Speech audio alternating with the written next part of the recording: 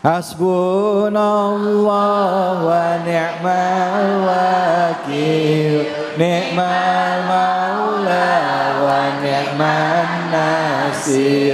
Hasbunallah wa ni'mal wakil, ni'mal maula wa ni'man nasir. Hasbunallah wa ni'mal wakil, ni'mal maula wa ni'man nasir. Hasbunallah wa ni'mal wakil, ni'mal maula wa ni'man nasir. Sallu ala Nabi Muhammad. Baik, alhamdulillah rabbil alamin. Kajian kita mengenai surah An-Nisa ya tadi sudah sampai ayat ke-8. Selanjutnya kita akan menyimak ayat ke-9 bersama dengan guru kita yaitu Al-Ustadz Al-Mukarram Kiai Haji Nur Fadilah atau Ustadz Tile. Fadhol Ustadz. Pemirsa Cahaya Hati iNews yang dimuliakan oleh Allah Subhanahu wa taala. Melanjutkan tema kita surah An-Nisa dari ayat 1 sampai ayat ke-10. Guru kita Abi Amir Faisal sudah menjelaskan. Ayat selanjutnya yakni ayat 9 dan ayat 10. Allah berfirman, A'udzu billahi minasyaitonir rajim. Bismillahirrahmanirrahim. Wal yakhsal ladzina law taraku min khalfihim dzurriyyatan di'afa khafu 'alaihim falyattaqullah wal yaqulu qaulan sadida. Ayat ini menjelaskan bahwa hendaklah kita takut kepada Allah meninggalkan keturunan-keturunan dzurriyyah yang lemah. Dalam artian bukan hanya sekedar lemah fisik, tapi lemah mental, lemah iman, lemah pendidikan. Maka pentingnya ilmu yang diwariskan kepada anak-anak kita agar mentalnya kuat, akhlaknya bagus, dan imannya mantap. Kenapa Ibu? Karena sekarang kurikulum pendidikan kita di Indonesia hanya banyak berorientasi pada pemikiran otak, tapi tidak pengisian akidah dan iman. Maka muncullah terjadi banyak orang pinter cuman enggak bener. Bu, itu yang pada pakai rompi oren emang orang geblek. Loh, titelnya S1, S2, S3, S getok, S teler. Kebanyakan S jadi beku. Bener Bu? Tapi harus berorientasi kepada penanaman iman, akhlak dan akidah. Agar apa? Kita meninggal dunia, meninggalkan anak yang soleh, sehingga wariskan ilmu. Anak soleh insya Allah itu pinter. Tapi anak pinter belum tentu soleh. Maka kita kepengennya anak yang soleh. Jangan sampai lemah anak kita dengan pendidikan. Akhlaknya lemah. Maka pendidikan buat anak adalah wariskan ilmu kepada mereka. Harta diwariskan akan habis. Tapi ilmu diwariskan. Ilmu akan menjaga anak-anak kita. Kenapa? Karena ilmu itu sumber dari semuanya ajaran, amalan, ibadah yang kita jalanin. Hari ini saya ngomong, kita kumpul di sini live langsung, se-Indonesia bahkan sedunia tahu. Kenapa? Karena pakai ilmu. Ilmu apa? Ilmu teknologi, pesawat televisi, ya Bu. Saya ngomong begini, yang dikeluar itu kedengeran keluar masjid. Kenapa? Karena ngomongnya pakai ilmu. Ilmu apa? Ilmu teknologi, sound system. Ini kalau nggak ada ginian, lecet tenggorokan Bu.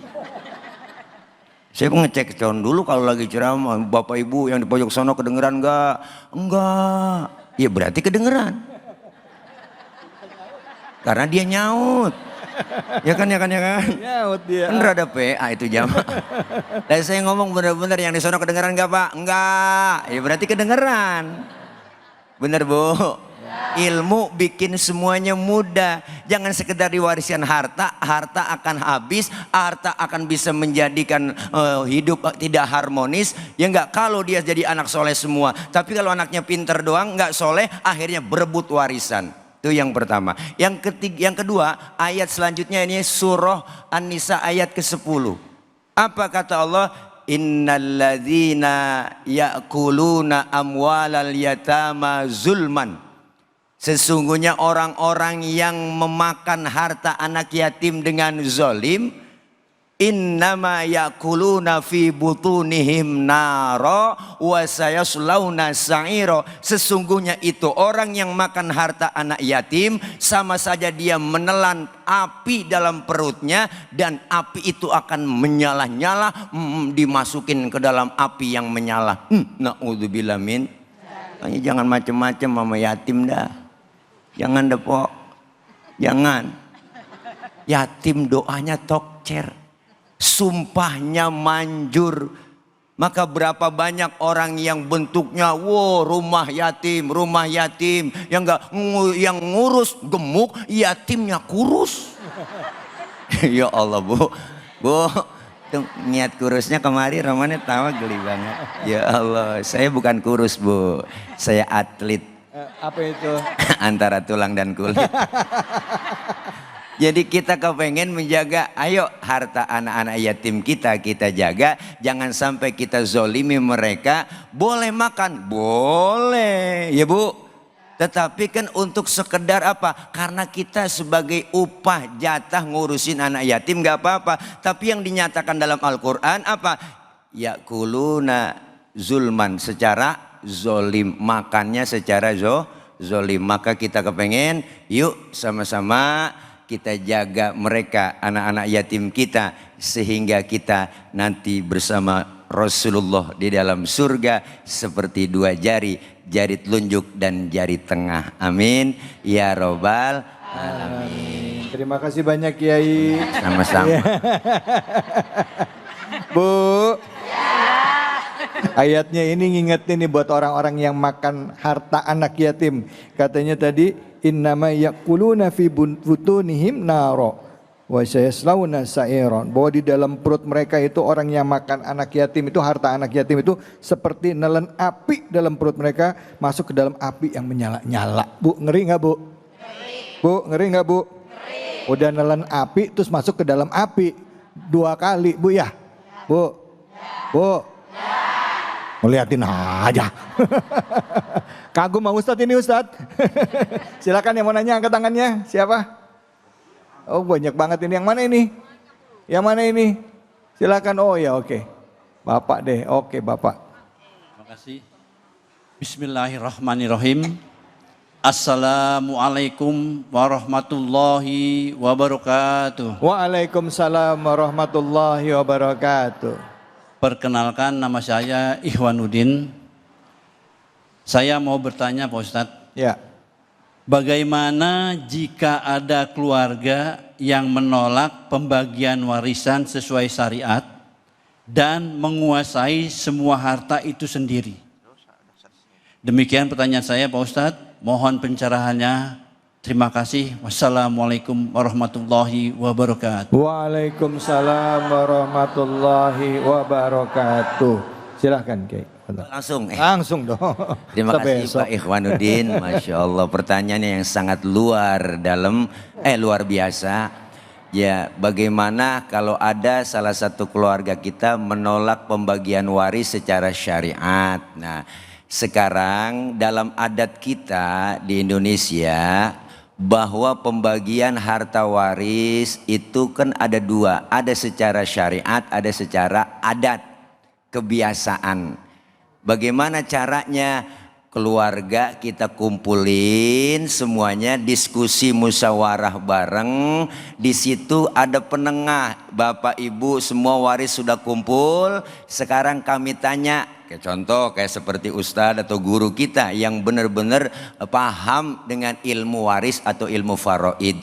Ini harta sekian, bapak sudah meninggal, ada warisannya. Bagaimana kita caranya bagi? Apakah pakai cara adat atau cara syariat?